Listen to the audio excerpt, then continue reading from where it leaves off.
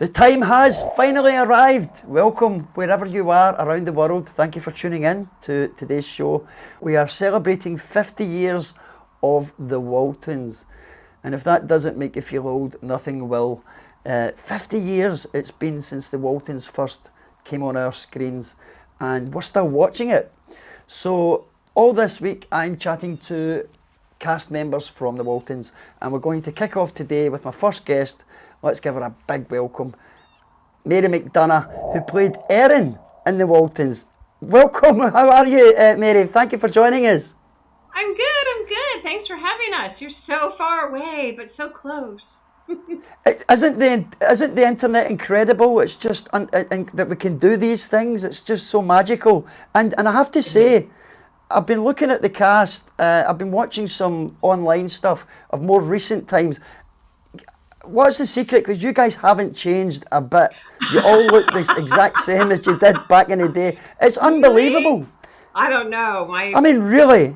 I don't know. I feel like I'm considerably aged, Ross. I don't know. Well, for me, I don't go in the sun, so I think that's it. I have no secret. You don't go in the sun. No. You don't go in the sun. Well, we don't have a choice in Scotland because the sun doesn't come here anyway.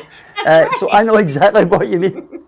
But looking at all the cast, you're also instantly recognisable. I would say there's only one person who's different, who looks different, and that's probably John. Oh yeah. Who's physically looks different with the beard and the glasses and the hat and all that. But Richard Thomas is just Peter Pan, isn't he? He just looks exactly the same today as well. He definitely has something in the attic. I would like to go back to the beginning. I know you live in Texas now, but you grew up in California, would that be correct? Yes, I grew up in Southern California. Yeah, I'm a California Valley girl. What do you remember about life before fame and all that?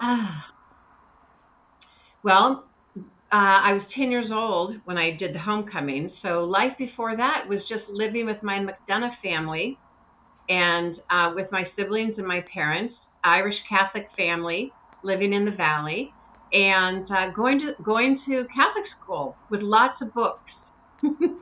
Was acting something that you were interested in even at a young age at school, or like theatre school, anything like that? No. At that age? So how? No, it was a complete accident. So tell us about that accident. How did it happen, that transition from little girl to this iconic actress that we're talking about 50 years later? Well, I was a dancer. And so I think I actually probably, had ADHD pretty bad. So I was constantly moving. So my parents put me in all kinds of dance classes, gymnastics, ballet.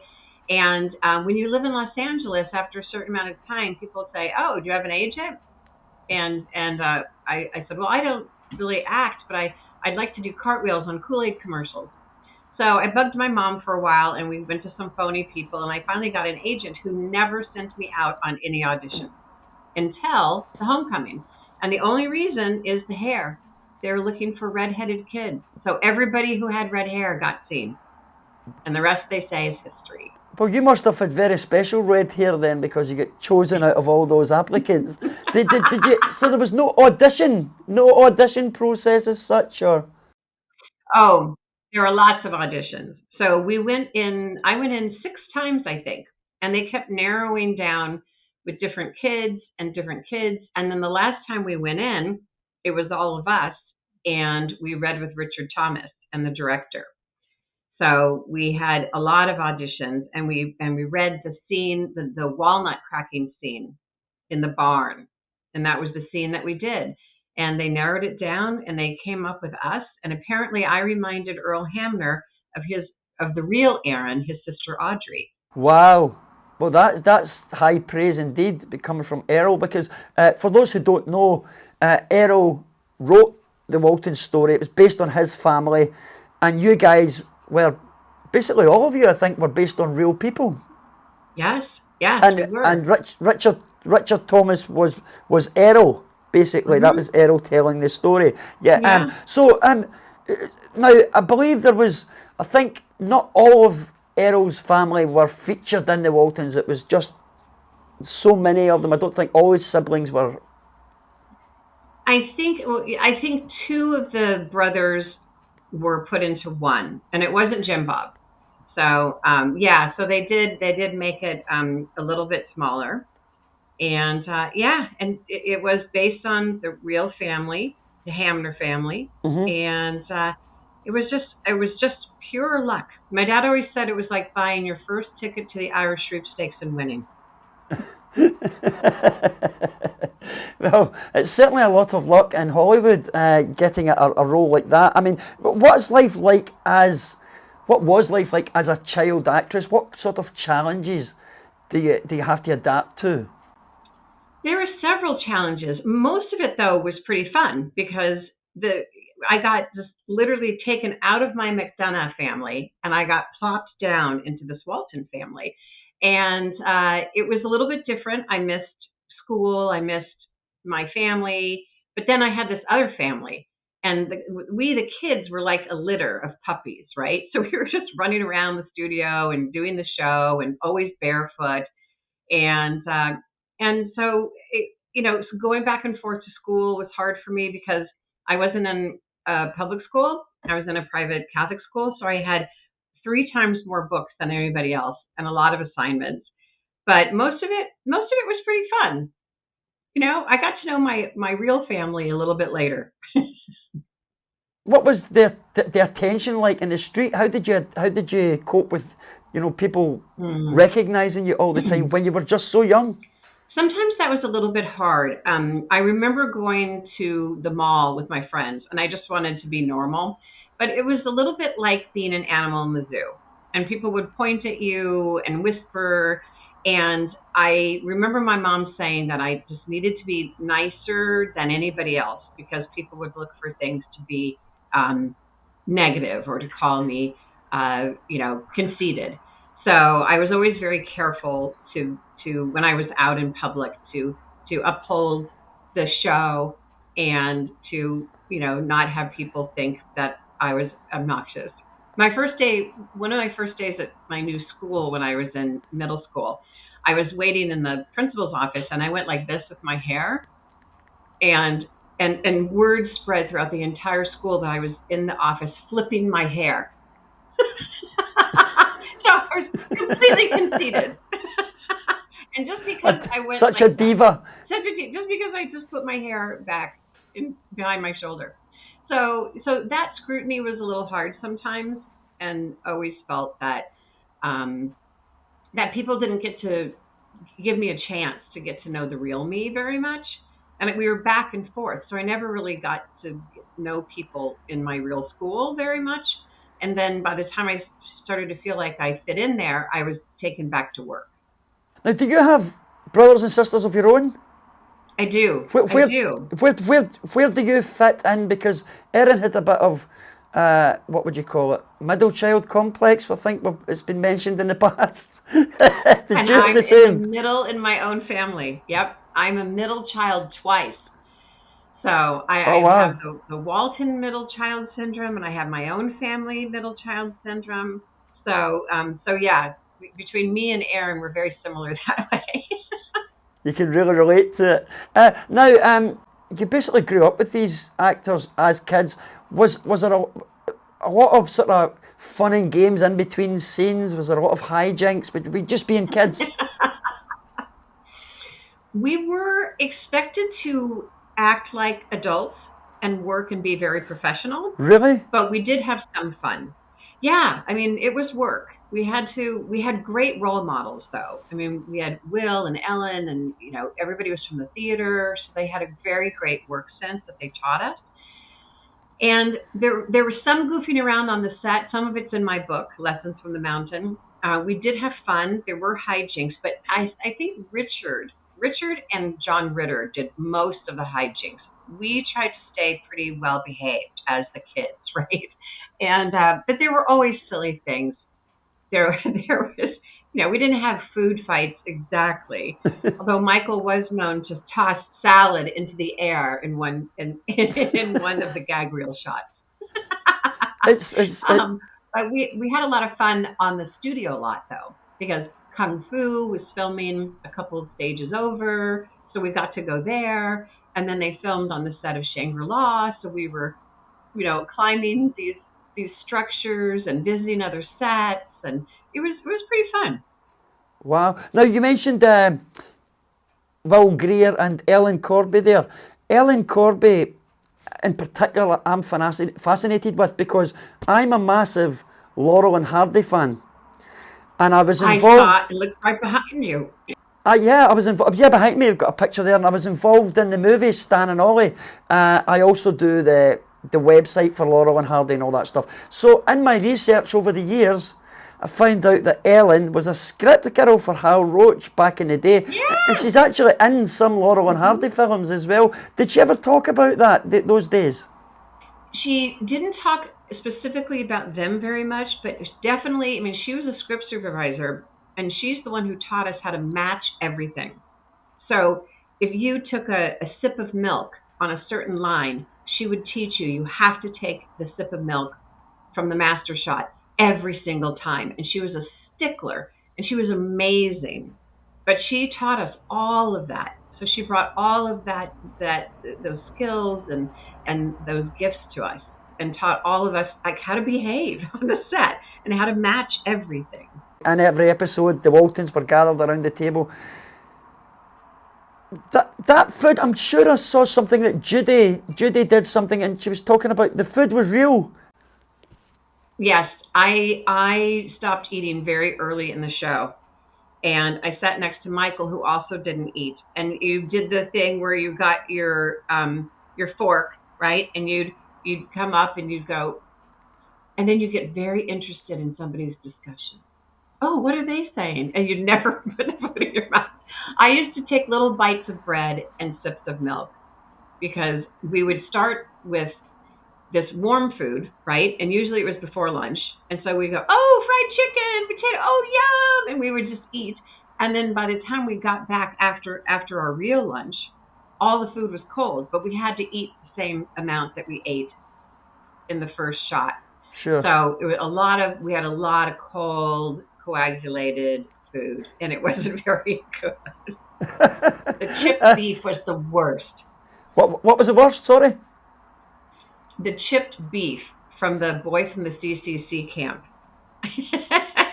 Yuck. So awful. Yeah. I can just imagine. A question I've asked a lot of actors is, what is the most challenging emotion to play? Wow. Well, I love playing it now because I learned how to do it. But and we never got really angry on the show, so that was hard. But I learned how to do it, and I do it really well now. I think when I was younger, doing the crying scenes, and I remember my very first crying scene was with Richard during the Easter story in the barn, and they said, we don't know if she's really going to cry, so have the handkerchief in your pocket, but maybe you don't use it. And I remember just feeling so much pressure, like I have to cry, I have to cry, I have to cry, and I had a stomachache all day long worrying about it, because I'd never done a crying scene, and I never had any formal acting training to teach me how to do that. And I just put myself in the place, and I ended up crying. So then they wrote me crying scenes all the time.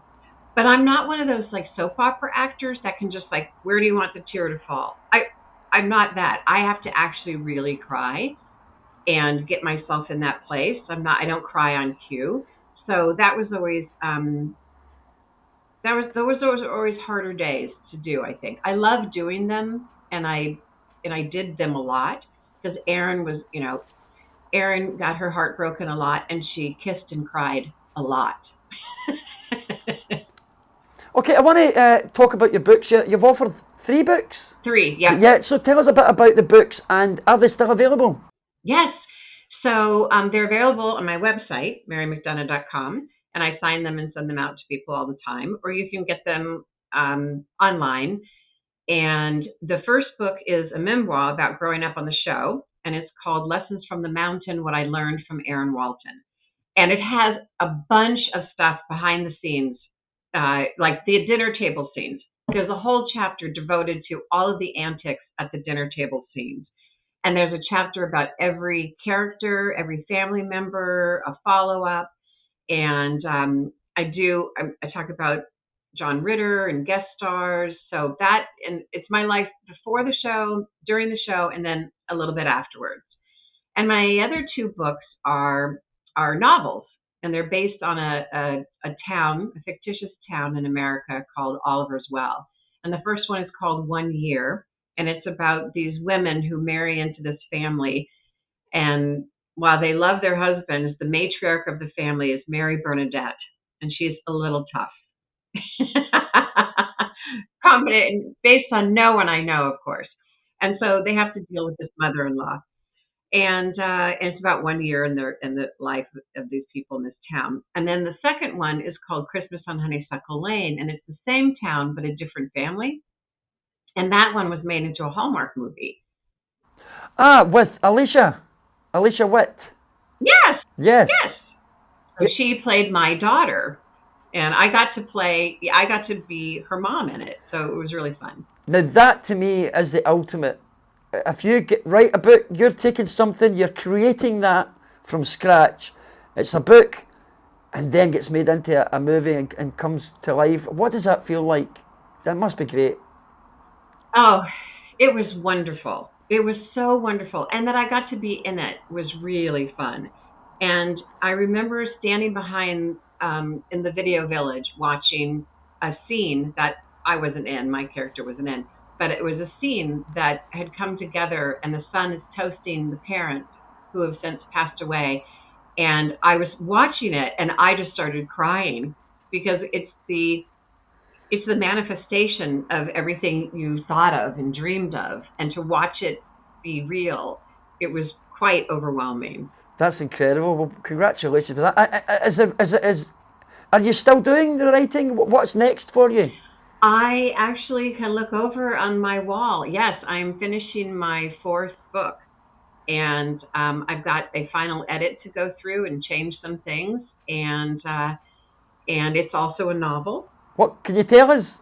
Can you tell us anything? Right now, the working title is In My Mother's Footsteps, and it's about a girl who lost her mother when she was young, and then when she gets to be a certain age, she goes on a journey trying to figure out who her mother was and meets up with people who knew her.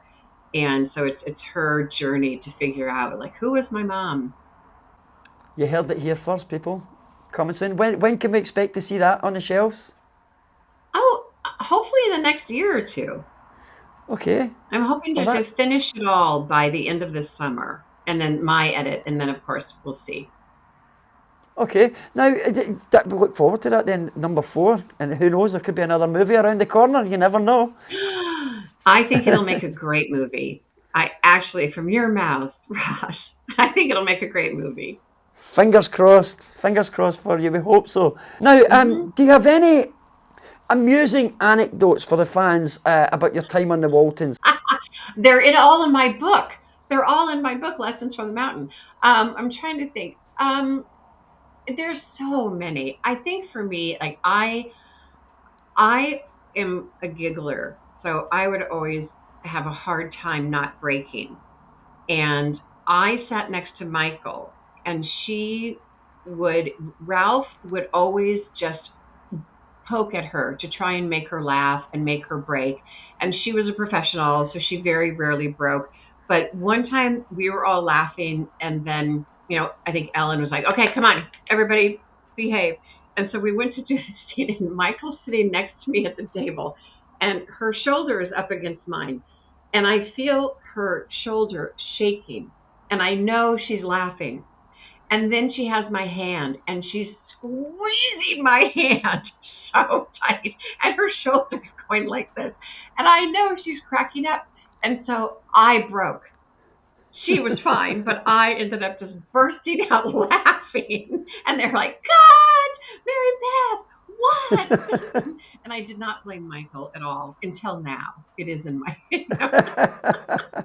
But she, and then Ralph was always, and I would always overhear what he was trying to do to make her laugh, and then she would be able to control herself, and then I would just lose it. It certainly sounds like a lot of fun on this set as well. And the fans have been watching for years. They continue to support the show now, still watch it now. My mother had the Waltons and the Little House on the Prairie ever since I'm 54 now. And ever since I've been born, I just remember it always being on. Ah. Did you ever think it would last this long? No, we just are celebrating the 50th anniversary, and we have just started to get out after COVID and celebrate. But one of the most amazing memories and gifts of the show has been our fans, people who love the show to this day, because it's a good show. I mean, it touches lives in such a deep way. And when people come to us and they share with us their experiences, whether they're watching it with their mom, like you, Ross, or whether their grandparents introduced them to the show, or whether they didn't have a family and they wanted one like ours, or we were their family, it is just the most touching, amazing thing. And the legacy of it is incredible. I never thought for a minute that 50 years later, I'd still be connecting with people because of the show. And people get very emotional because everybody has a personal story about why the show is so special to them. And so, we hug people. Sometimes people cry, but we're very connected to our fans. And I know we all do, but I'll only speak for myself. You can ask everyone else. I feel a real responsibility to sort of hold the bowl that I was given this incredible gift of this second family, and to be able to touch people's lives. And it's an honor and a responsibility to just hold the bowl for people's emotions. And it's such an amazing gift. I feel really lucky. I think that that's certainly something that the fans can see, because you had a recent reunion for the 50-year anniversary. You've been doing events over the years. And one of the reasons I don't want to go into too much details about your background story and talk about too much about the Waltons is because you and I have been chatting and hoping to hopefully bring some of you guys over to the UK soon because the fans here would love to meet you guys and see you guys on stage. And so that's something we're trying to make work. We would love it. Everybody is keen on it, so let's get it happening. Everybody wants to go. We'd love to do this sort of thing, and we've never been there. We've never been there all together. And Michael and I were in London, and we did an event there. But all of us together, it's really fun. We have a great time, and we love meeting people. And we've not done other countries very much. Have you been to Scotland yet? Never. Oh, okay. Well, no. Let's make it happen. We're going to get you over to Scotland, and we'll take you to see some of the sites and get you a few days off and see some great stuff in Scotland. Let's try and make that happen. Have a wee dram. And a wee dram. There you go. You've got the lingo and everything. Mary, thank you. A little tasting. Any excuse. I want to also thank you for being instrumental in putting all this together, the interviews with the cast. So thank you for being first, for kickstarting it. And it's such an... You're very welcome. I'm so glad you wrote to me. Oh, well... This is so fun. I can't wait to see it all. Oh, me too. Well, listen, thank you again, Mary. I will be in touch very soon. Okay. Thank you for tuning in, everybody, and watching our chat today with Mary McDonough, who played Erin Walton in the Long Running series. Mary, thank you very much. Thank you.